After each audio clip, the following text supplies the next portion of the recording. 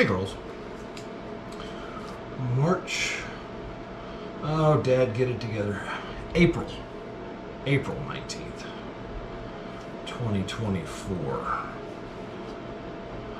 I am sitting here doing my meditation that we talked about. And I thought I'd include you because I'm thinking about you. I'm working on my next model, which is a new one for me. This is a ship, an aircraft carrier specifically.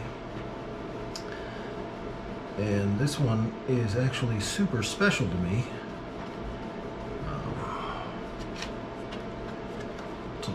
This is the deck, it's the top.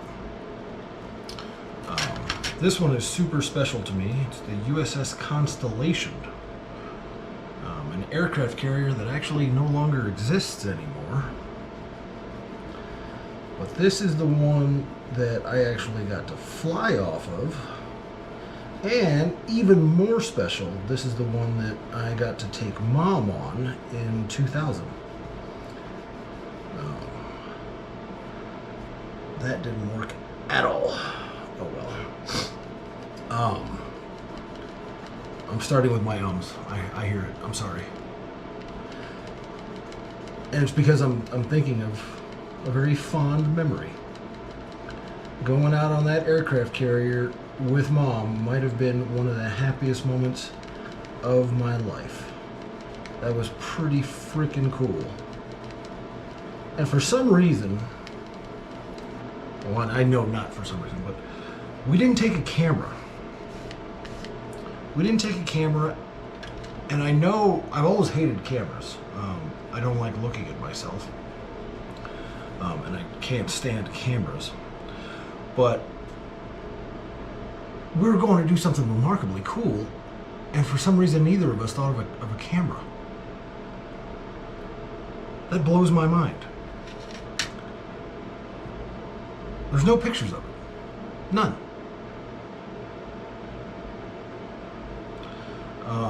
I think it might have something to do with, we were prohibited, like when I was on the aircraft carrier with the Navy, doing that thing, you couldn't have cameras. They prohibited it. And maybe that's what I was thinking. I don't know.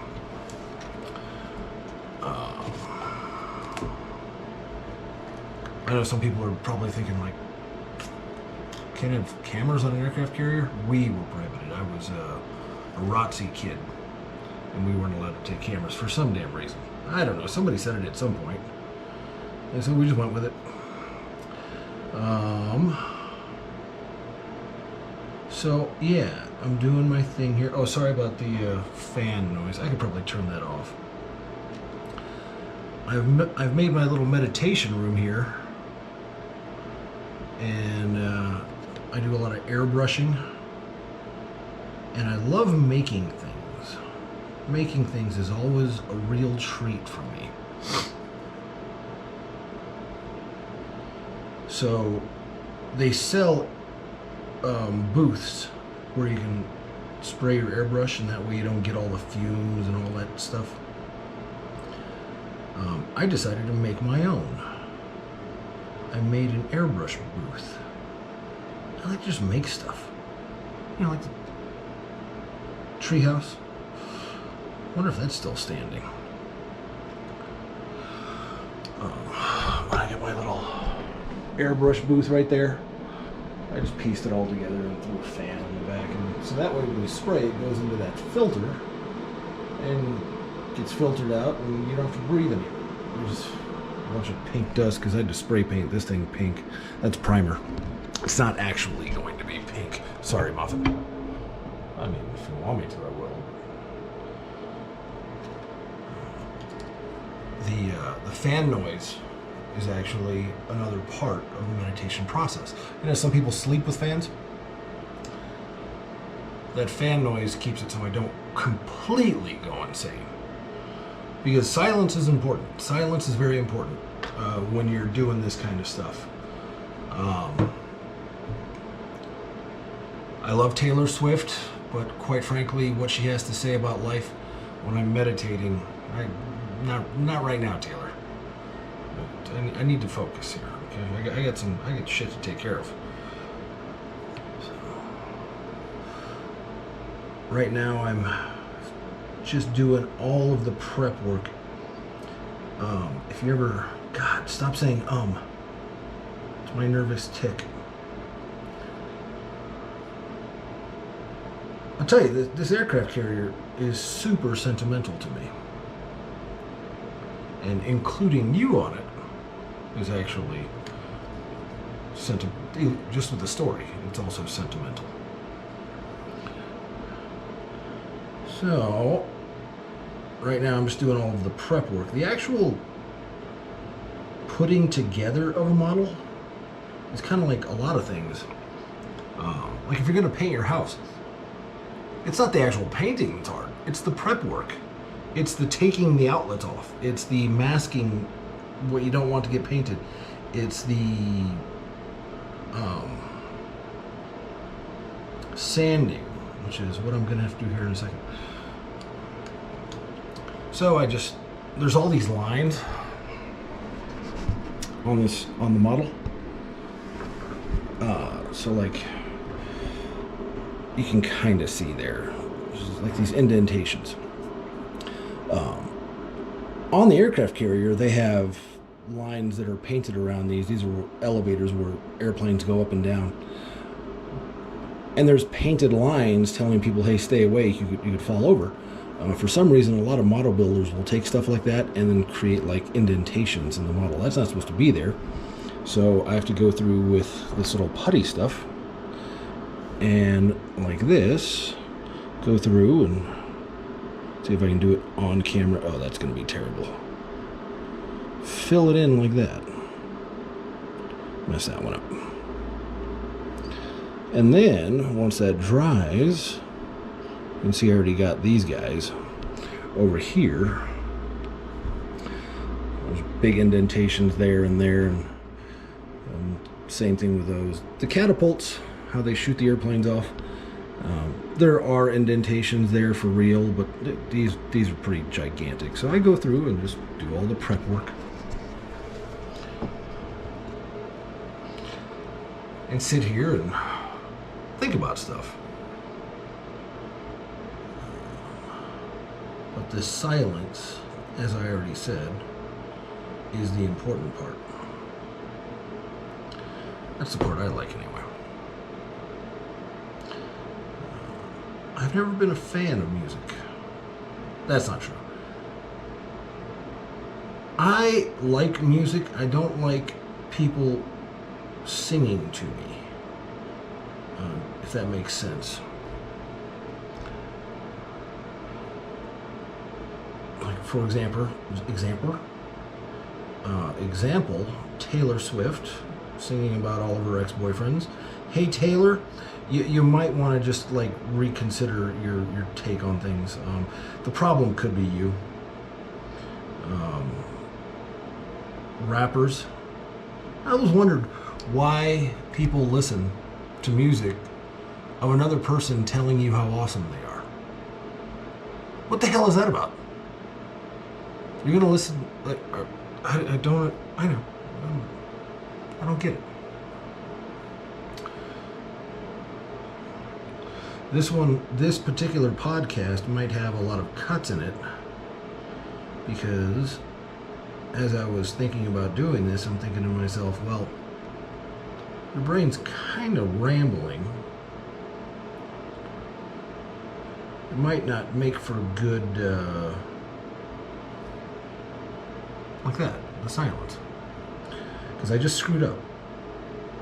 And that's okay. It's okay to screw up. Happy accidents, as Bob Ross says. Happy little accidents.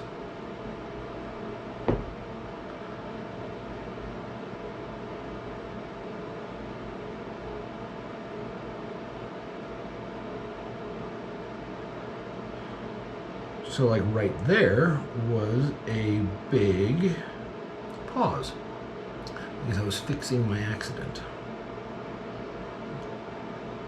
whenever I do these videos for you, I always want to keep it flowing, because I don't want you thinking to yourself, what did he say right there that he cut out? I was having this conversation with somebody else just yesterday, actually, in that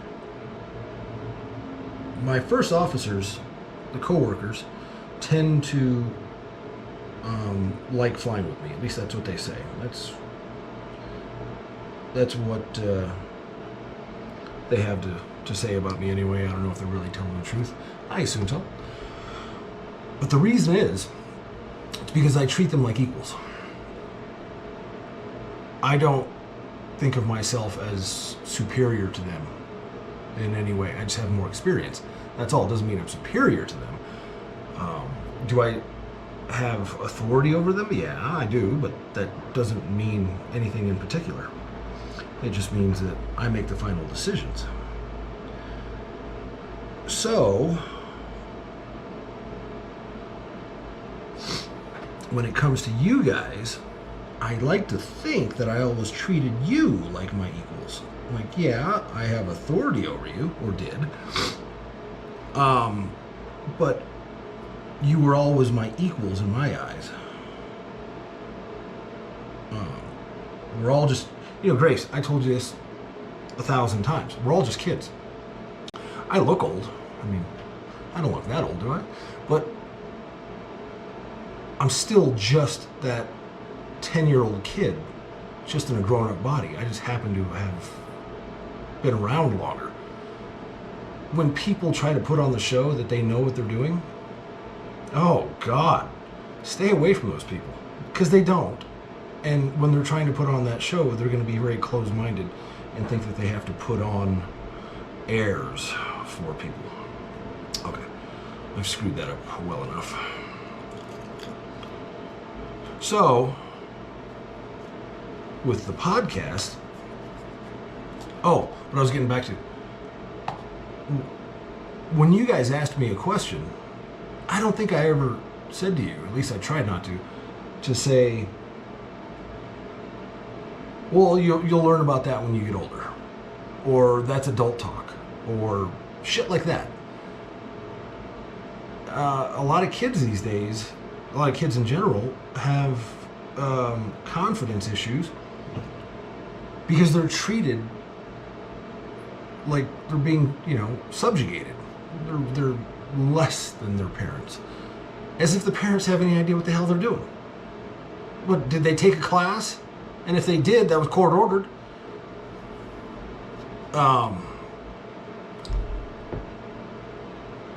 I really always believed in treating you like equals, and I think that's where a lot of the success came from. It seems to work at work, because when I treat my first officers like equals, and then they become captains, they seem to do a much better job. They're prepared for it. I'm an adult. I treat you like an adult and steer you in the right direction. And then when you become an adult, you've kind of already done it before, in the same way that the first officers have already done it before. It always has to be about work, huh, Dad? That's all I know. I know flying airplanes, teaching people, and you guys. All right. I gotta fix all of that later. We gotta let that dry, but all right. So this is my meditation. Thought I'd include you on that. So what I was saying was that when you guys asked something, you got an answer to it. If you were old enough to ask, you were old enough to get an answer. That was my take on it. You probably don't even remember, but we had the talk. Grace, you were 7, because you asked where babies come from. We had, a modified version of it, but we had the talk. And so with the podcast, I'm not a fan of actually cutting, because I hear podcasts. I was actually listening to one today where they cut something out, and I think to myself, what got cut out? What did they say there? What don't they want me to know? So, it was a good day. Did my meditation, and then I went to therapy. Had a discussion with my therapist about how I was conditioned for a long time to believe a lot of things, and then, of course, throughout the day, things start popping up with regard to people being conditioned. This video here. Every guy that I'm like, oh, yeah. Okay, hold on. Just hold on, lady.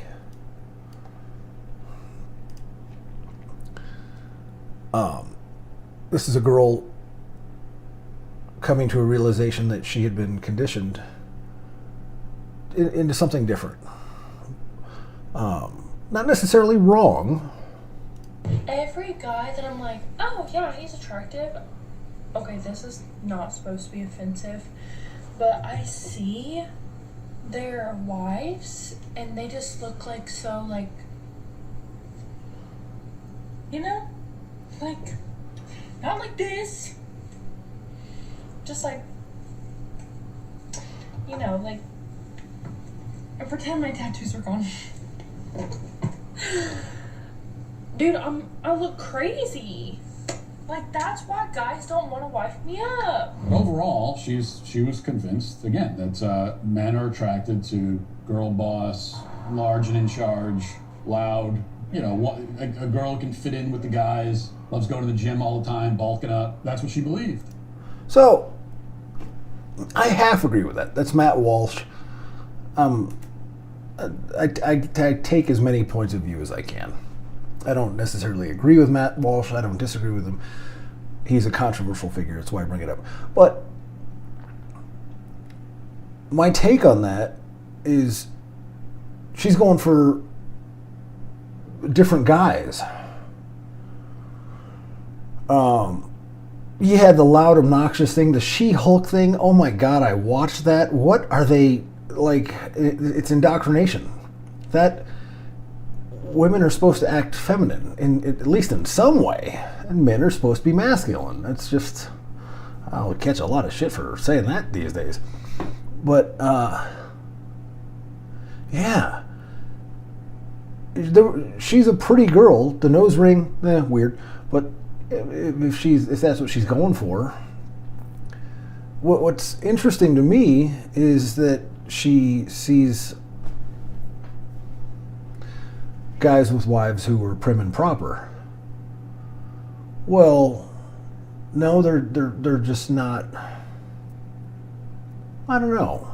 I don't know how to take that one. It was just interesting because she had been conditioned into thinking something different. And there's nothing wrong with tattoos. I don't care. Mom's got a tattoo. I think girls can pull off tattoos. The nose ring, weird.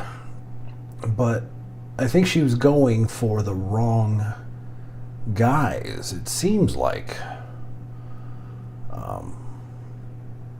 Or she was trying to impress the wrong person. I don't know who. All too often, girls get wrapped up in impressing other girls. Look at Cosmopolitan magazine. There's nobody attractive on Cosmopolitan. I'm sorry, there's not. But that's what girls read, and then they think that that's what they're supposed to look like. That's not what guys are attracted to. She was prettier than any girl on Cosmopolitan. It's very interesting. And what came up for me was my upbringing. I was conditioned to be around people who were, for lack of a better term, train wrecks, and that was normal. I came to believe that, well, this is just normal and we just hide it. We just don't talk about it. No, talk about it. Address it. It needs to be addressed.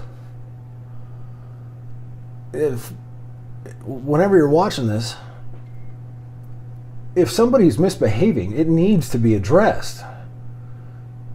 And even my misbehavior needed to be addressed. I wanted to hide my misbehavior when I was acting the fool.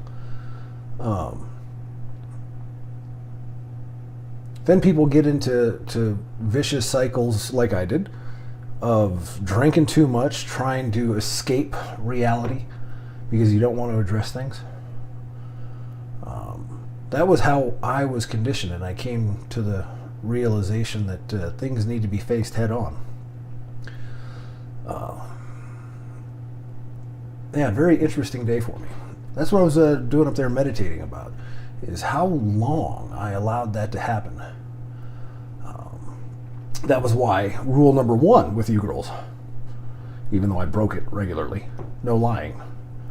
Don't lie, cheat, and steal. Don't lie, cheat, or steal. But rule number 1 is don't lie, and then the other ones won't happen, because the other ones are forms of lying. If you don't lie, things have a way of working out.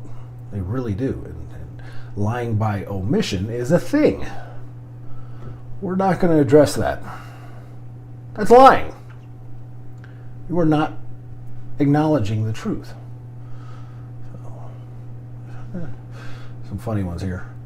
I watched, I watch all sorts of videos, and no, not that. YouTube, sometimes I wonder about you.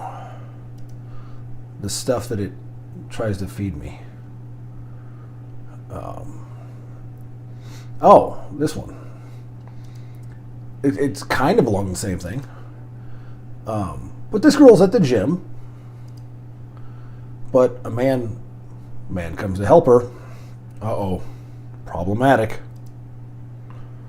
Could you help me, please? And he does this, which that's the proper way to spot somebody. Imagine the comments on this one, but a lot of weightlifters have weighed in on this, and they have said that this is actually the quickest and best way to remove the weight off of her. And what I think should be appreciated is that man did not even hesitate. She asked for help, and he gave her help as quickly as he could without really True story. processing it. But what I fear is that this type of video makes it to the wrong side of social media, like the feminist side, and the man gets torn apart for how he removed the weight from her. Yeah. He stuck his ass right in her face. How dare he? But that's actually how you're supposed to spot if somebody's on a sled. You stand there ready, but when they can't help you at all, if they get injured, for example, like maybe she had blown out her knee, you're not going to be able to get leverage unless you actually do that move. You actually have to get your ass right in their face and do your own squat. That's what you have to do. It's going to be heavy. Good for him. But conditioning, how dare he do that? Because people are conditioned to believe that that's improper. He may have just saved her knees, or who knows. There was one that was funny. The construction one. That was it. The construction one. This one. These ones.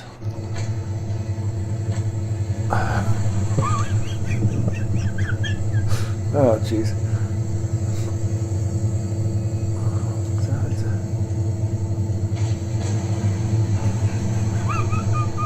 He threw his phone. Threw the guy's phone in the concrete. Okay, that's insane. Yeah.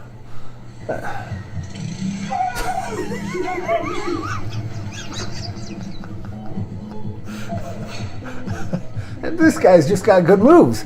Oh, God. Oh, shit. And then, okay, this one here, I might not be able to keep it together. This one here, I'm already laughing.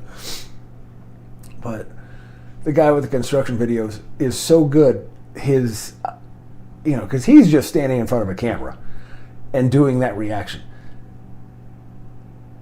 He was made for that job.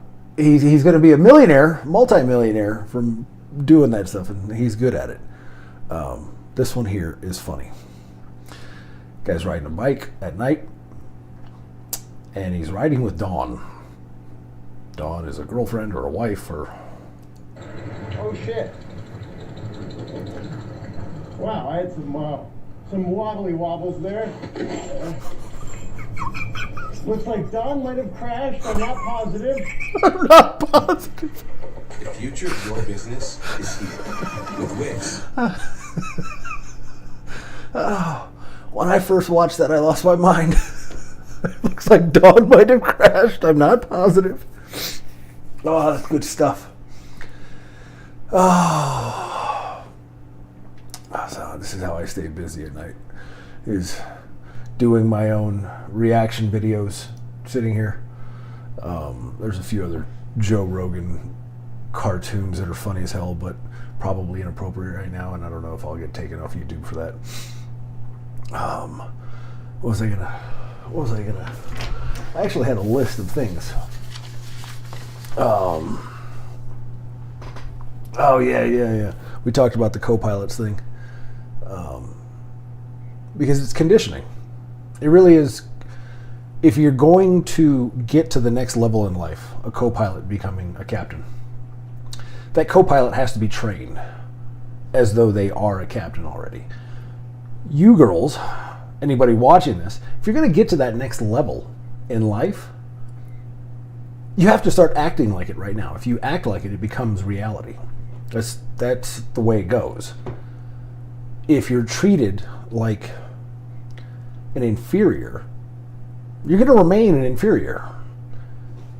And that leads me to my next point. Therapists.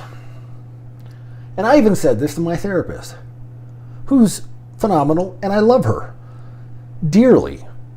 But there are a good portion of therapists out there who have no idea what the hell they're doing.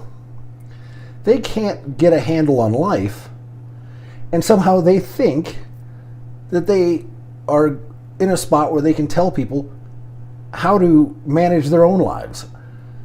This was something I noticed when people started becoming life coaches.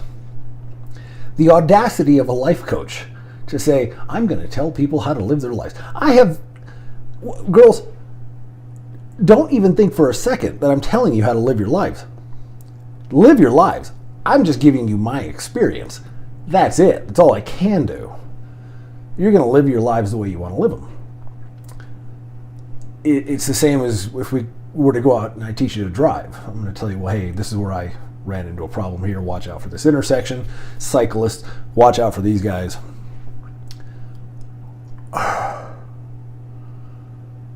Here's the problem with therapists. They make money off of people who are not well. And they deem who is not well. That would be the equivalent of Mom, an emergency room doctor, running around with a pipe wrench, whacking people in the knees, saying, you need to go to the emergency room. She wouldn't be allowed to do that.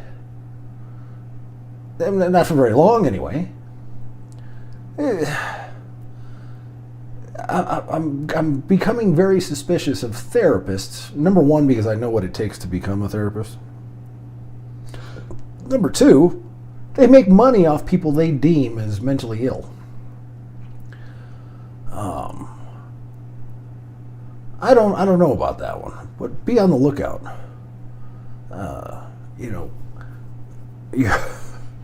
Your grandfather told me a story, and I don't know if this is true or not.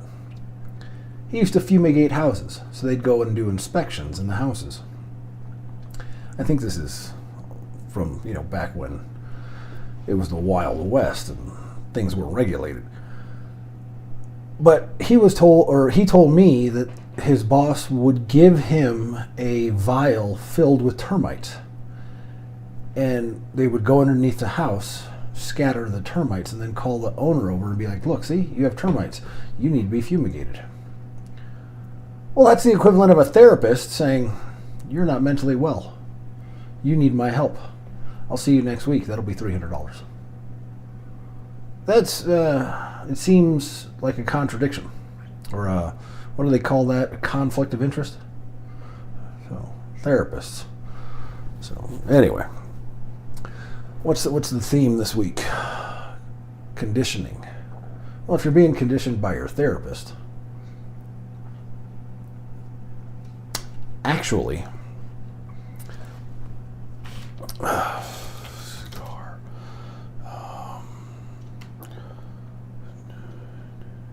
there's a test they did.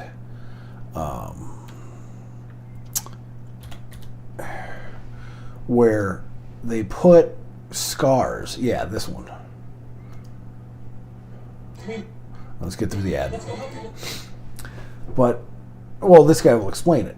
And if you condition somebody to believe that they're not well, they will believe that they are not well. They will believe that they are inferior. They will believe that they are a victim. They will believe just about anything. That's an appeal to authority. Look at this.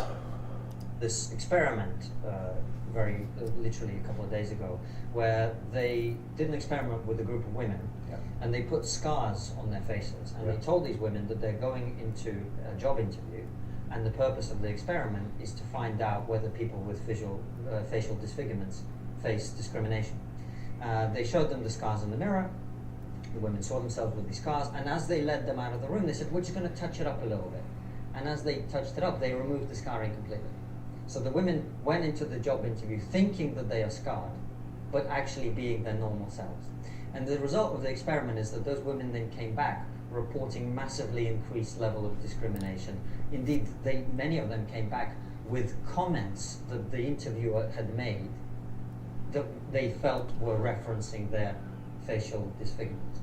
And this is why I think this ideology of victimhood is so dangerous, because if you preach to people constantly that we're all oppressed, that we're all being discriminated against at different levels, that because I'm an immigrant, I'm automatically disadvantaged, that because I have dark skin, I'm automatically disadvantaged, then that primes people to look for that. And it's like, when you buy a new car, you see that car everywhere else as you drive around. It's that kind of effect, which is why this ideology of teaching people that they're victims is so incredibly damaging and so incredibly dangerous. We have to teach young people in particular that they're strong, that they're capable, that they're able to overcome adversity, not... Girls, you are strong. 100%, and I'm not just telling you that. You are strong. I've seen it. You're as strong as can be, and I'm not telling you how to live your lives, but be on the lookout for people who tell you you're a victim of some sort. They want to control you. That's what they want. If someone can tell you and convince you that you're a victim, they now have control over you. They'll tell you what to do. They will tell you how to live your life. You live your own life. Don't buy into this crap, because it's a means of actual oppression. They want one of two things from you. Well, control, but more often than not, money. Give me money, and I'll fight for you. I will make it so you are not a victim. It's terrible. I've witnessed this firsthand. Anyway, all right. Well, conditioning, girls. It's impressive what it does, but also depressive if it goes the wrong direction.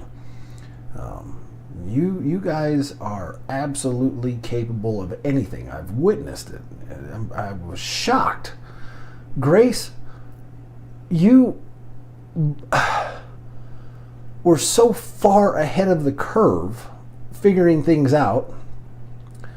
Muffin, your ability to do things that are physical, both of and not to say that you're not smart, but you could shoot a bow and arrow, you could do gymnastics. Monkey, you were figuring out games and showing me how to play them on my phone. It was just wild how impressive you girls were. So the same thing with anybody. Not everybody is going to be good at everything. It's not going to happen. I will never be a dancer or a pianist. Look at these sausages got attached to the end of my hands. It's not going to happen. But I can fly planes. I'm decent at it. All right. Girls, I love you. I will see you next week. Until then, you know how it goes. Love one another as I love you. I'll see you later.